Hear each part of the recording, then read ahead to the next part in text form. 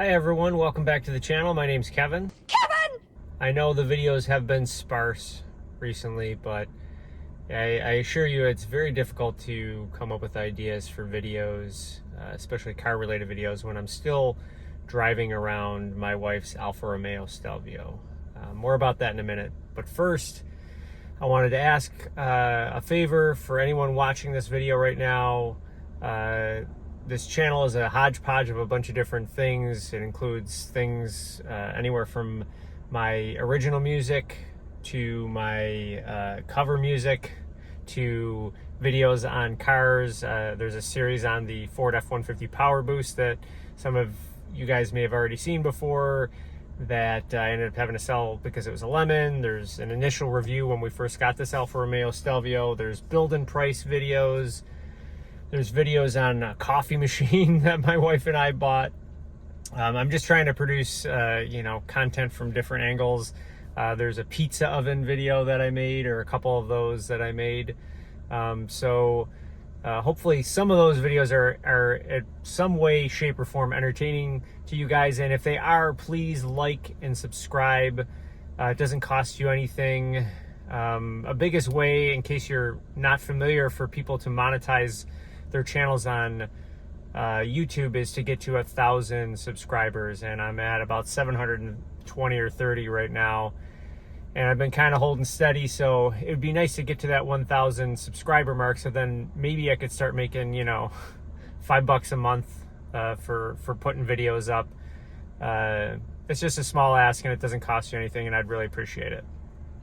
Now on to this video's content is going to be about basically an update on driving this Alfa Romeo Stelvio, how we've been getting along with it. We've had it for over a year now.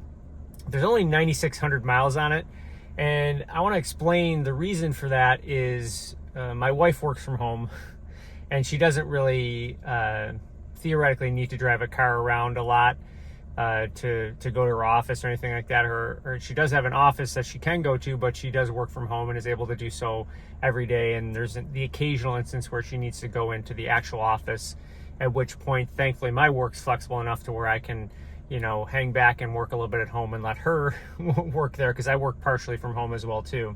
But I do need a car on a regular basis more than she does. And the majority of these 9,600 miles on this car have been put on by me, actually, because when I took it over, when I sold my F-150 Power Boost because it was a lemon, this only had about 3,000 miles on it. And that was only a few months ago. So I do obviously drive a fair amount for work, maybe not as much as some other people do, but I've had enough time personally to get familiar with this vehicle. So initially it would have been my wife's vehicle. I wouldn't have been driving it very frequently. I would have been more a passenger in it on the occasion, but I've had a lot of experience with it. So if you go back to that other video, I'll just kind of sum it up really. The reason we bought it is because it was a good opportunity at the time, because they were giving a fair amount off of MSRP, which I still believe they are doing on this vehicle. If you're looking for an Alfa Romeo Stelvio or Giulia, they have a new SUV that's a plug-in hybrid called the Tonale, which might not have as many of good deals going on right now. But I know that there's not a huge dealer network for these. They're not highly sought after. There are some problems with them, and I wouldn't say problems that are catastrophic problems, but they're just not as well equipped as some other of their competitors. And I think for that reason, you can get some good deals on it. So we got a good deal on it. And also at the time, which was also important to us, the MSRP was only 0.9%, which comparatively, and especially now, is a relative bargain, because we have really good credit and we're able to get those better APRs when we finance, and we do need to finance. We're not in a position where we can flat out pay for a car in cash. I wish we were, but we're not, and I'm sure many of you guys are in the same boat as us. But it's hard to think that you're going to be having to shell out thousands of extra dollars and paying interest when you can get a deal that's lower. I'm not saying that 0.9% is available right now. I don't think it is, but certainly there might be lower APRs available on these, and you can also negotiate well off of MSRP, which I'm sure, as you know, there's more manufacturers that are at or below MSRP now, but there's still some that are going above, and it just depends on what you're looking at. So you have to be opportunistic if you're looking for a deal, and that's what we were when we bought this. But part of the reason that we were able to justify it, and going back to summing up what that first video was, and you can go back to watch it, I'll of course link it in the description, was that the car is so fun to drive, and that remains my number one favorite thing about this car. That has not changed. It's still fun to drive. One of the things I really like about the car, and I'll turn around the camera here, is the steering wheel. It's a fun to hold steering wheel. It's a little smaller. It's sportier. It's kind of a flat bottom steering wheel. It has the starter right here, which is kind of, I don't know, it makes you feel it's a little bit more of a race car, even though this is definitely not a race car, but it is perfectly weighted in the front and the rear axle. So when you're cornering, even though this is an SUV, there's very little to no body roll, and you feel firmly planted and like you're on rails, and it's like a sports car. You have a couple different driving modes here. Occasionally I'll dip into the dynamic driving mode, which increases the throttle response on the accelerator, and also keeps the revs a little bit higher. Mostly I drive it in the N mode. I don't remember what the N stands for, A, but I think D is dynamic mode. Well, maybe it's normal. And then A is what you would put it in inclement weather. If it's like really slick out, it helps to numb the throttle response so you're not slipping the wheels or anything like that. And I'm sure maybe it makes the traction control a little bit more responsive, but don't quote me on that. So as you can see, about 9,600 miles on it. Other things that I like about this car, and I'm gonna overlay some video of the exterior as well too, but interiorly, is that a word, interiorly? I don't know. The interior of the car, that's probably more correct. My wife and I, because we are sharing this, I think this is one of the most important features if you share a vehicle. And this is a base Stelvio. So this does not have the advanced safety group where you get the lane centering, although I wish it did, because I think that from what I read, Alfa Romeo's lane centering is actually pretty good. It's holds you in your lane pretty good. This still has the adaptive cruise control, which is nice and something I would never want to live without again. But it would be nice to have that, which actually kind of keeps you held in your lane on throughways. But we use this all the time. It's very helpful. The only thing that's annoying is, well, our wheel it's not a power adjustable wheel. It's a manual tilting and telescoping wheel, but we just keep it in the same position for both of us, so that works. But we have to adjust this every single time. But the side view mirrors and the seating position and lumbar support and everything will stay, will change based on our driver preference, which is really nice because we're constantly swapping out who's driving. She'll take it to the grocery store, and then I'll of course drive it for work. It's going to probably start dumping rain here in a second, so hopefully I can get outside soon to tape some of the video of some of the other things I wanted to tape. If not, I'll have to wait until it stops raining and I'll go back. So yeah, I like the sporty nature of this. It's fun to drive. You feel like you're not wanting for power. So I forget the exact number of the horsepower and torque on this. I'll put that on the screen right now. And I think for a 2-liter 4-cylinder turbocharged engine, it's tuned in a way that extracts a little bit more fun out of it.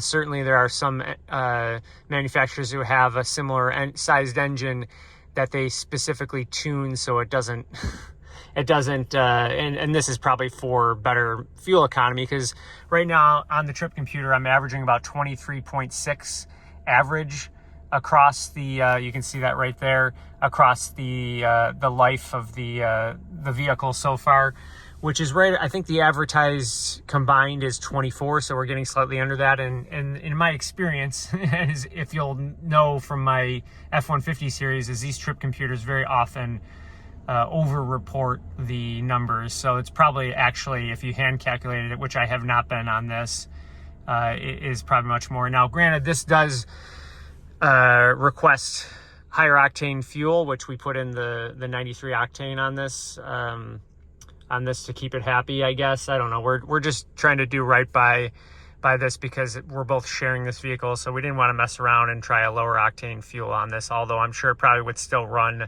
We just didn't want to mess around.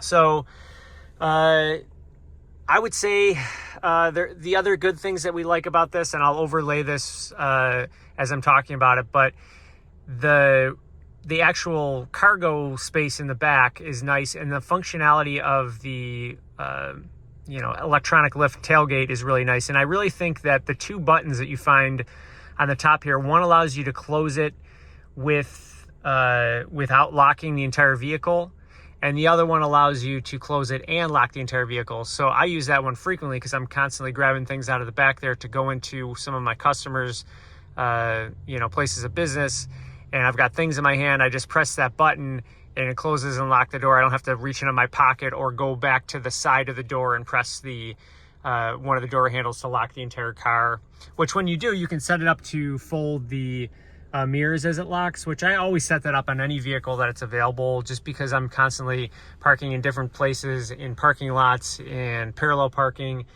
And I think that that's one of the nicest features that you can have, is that automatic mirror fold. It gets a little dicey in the winter when you've got a lot of snow and ice on it. Sometimes it actually won't even work, but you can usually get them cleared up eventually. These are heated as well, and they have the blind spot monitoring. So this has most of the safety features, like the collision, automatic emergency braking. It has the front and rear parking sensors, which are all nice things to have. It only has a reverse camera on here. It doesn't have the 360 camera. I actually don't even know if there's a 360 camera option for the Stelvios.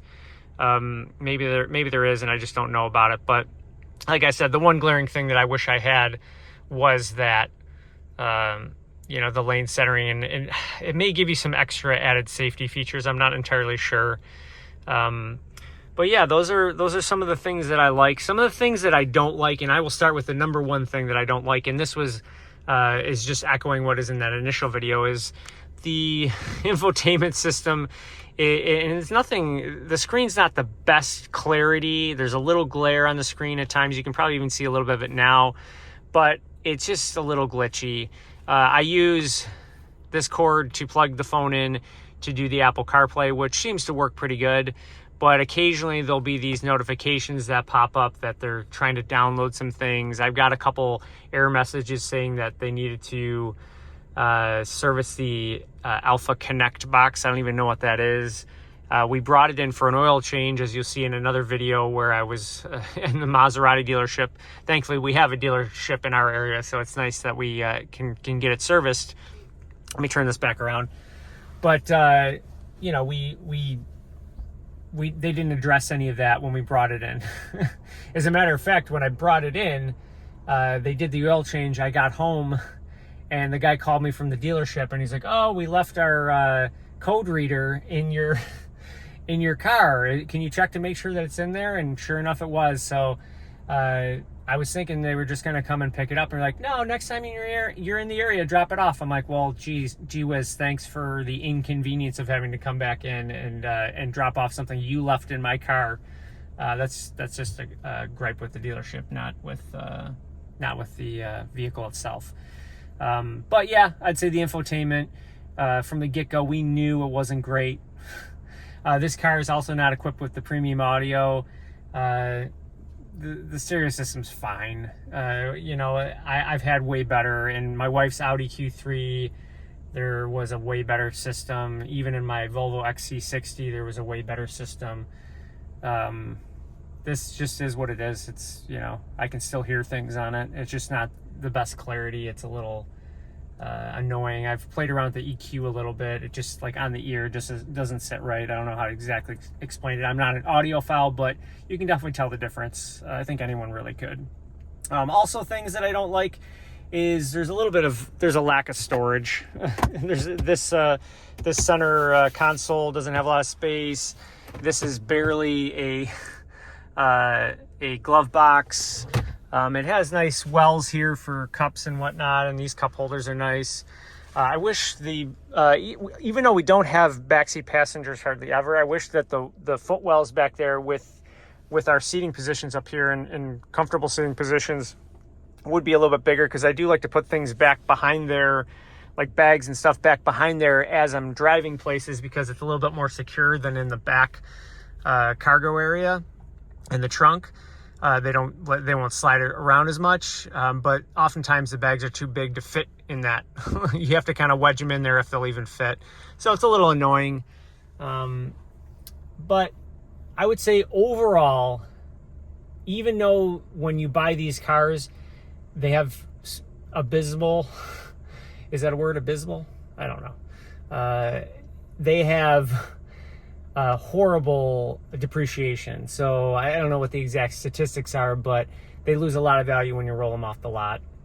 But I think that all the things that I don't like about this, and that even including the depreciation, it's still a fun car to drive. It's people don't even know what it is sometimes. I've been at filling up the tank. Even some of my customers are like, "Oh my God, that's such an expensive car you're driving," and really, these relative to average transaction prices on new cars, I think are $49,000 right now.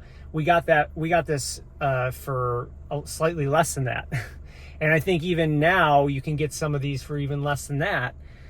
With the the market is shifting in a way on these. I don't know that you get as good at MSR or APR rather, but regardless, I think that this was a good purchase for us. Knock on wood, the powertrain and all the other features, the windows and the seats are comfortable, and it seems to be reliable in that regard. Granted, we only have 9,600 miles on it, and when I was riding around in my F-150, I think our first check engine light came out at 8,000 miles. So, and really, if you ask me, there shouldn't be a problem on a car of any nature within the first at least 25, 30,000 miles. You would like to hope that there wouldn't be. So far, I enjoy driving this around for work, kind of zipping and tooling around on it. I can definitely get up to highway speeds and pass people with authority. Especially if you dip it into the dynamic mode. It seems to be just built for someone who likes to drive it. Now, another annoying things I forgot to mention is I don't like the lane departure warning on this. So it doesn't have the lane centering, but it has a lane departure warning, which doesn't keep you in your lane, doesn't nudge you back in your lane, does nothing to the steering wheel other than this annoying beep sound, which I find that I turn off most of the time, because if you even get close to any of the lines, it'll start beeping. And I understand why they do it, because it's safety, but it's really annoying, especially if I know, hey, I'm not drifting into the other lane. I'm maybe slightly close, but I'm not drifting into the other lane. And I was trying to listen to something on the radio, and that beeping noise overtook, and I couldn't hear what the person in the podcast was trying to say when I was trying to listen to it. That's all. Anyway, I think that's all I got for you. I would recommend someone to buy this. I mean, if you feel comfortable enough, I'd say I would only do it if you had a dealer within a reasonable driving distance to where you were, just because you want to have that dealer support. But I think that this is an opportunity for a deal in this day and age, or getting something that's really fun to drive that, yes, you will have to compromise on. I think even some cars that are more sought after, there's going to be compromises that you'll make. I would definitely recommend getting the advanced safety group, which I think you can get on the next trim up. And I don't even know what the trims are on the new model year, because this is a 2022. I think the 2023s are out and readily available. And I think they might have gotten rid of certain trim levels. Maybe the Veloce no longer exists. I read it at one point, but I'm not an expert on Alfa Romeos, nor the trim levels or anything like that. This is a Sprint, I believe it is what they called it. And then next up was the, oh God, I'm going to botch this. There was another trim that was up from that you could get the advanced safety group on there. You can even option out on this. The only thing that's optioned on this is actually the wheels, which are premium wheels. But on the next level up, I think it's like a T something trim, you didn't even get the paddle shifters, which this is the base, and you're still getting paddle shifters because you can put it in manual mode. I've only done that a couple times. I mean, you know, it's fun occasionally, but it's nothing like really rowing your own gears with an actual clutch and a shifter. But yeah, I think I've blabbed on for long enough. Hit the subscribe button, please, please, please, or at the very least, bump me up in the algorithm and hit the like button. It helps me out a lot. I would love to one day be one of those YouTubers that gets one of those plaques. Do you see it? You see them in the backs of the videos because they've reached a certain number of subscribers. That's what I aspire to. That's all. I'll see you guys in the next video.